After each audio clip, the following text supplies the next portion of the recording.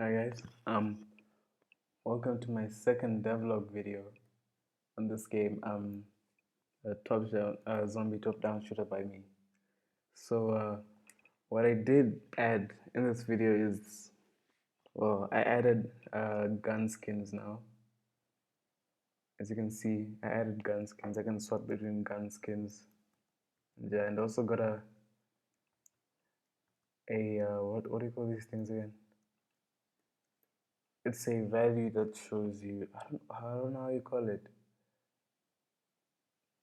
Yeah, I added a clip size and whatever label, I guess, clip size label that updates every single time. And I also did that. The images, I can swap between guns, and the weapon images will be shown there on the top right corner. I also added a pause button, and yeah, when I pause this, nothing happens in the game. And when I unpause, the game continues as normal.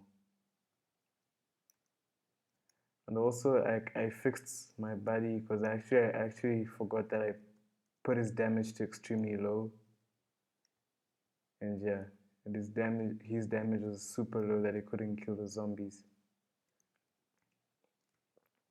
Also added some new power-ups. As you can see, that green one was a speed boost. Let me just go get it and demonstrate it real quick. There we go. And then see, now I'm moving faster. I've added 3 new power-ups. So the green one, the speed one, like increases my movement speed by 30%. And then I also have those big med kits that heals you over time. Yeah. They heal me over time. Yeah, so those are the new power-ups I've added.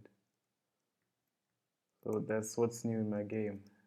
I added this, the gun skins, the speed boosts, the whatevers, and yeah. And I also made my partner's weapons more, what is it called, powerful. Now I can actually effectively kill the zombies.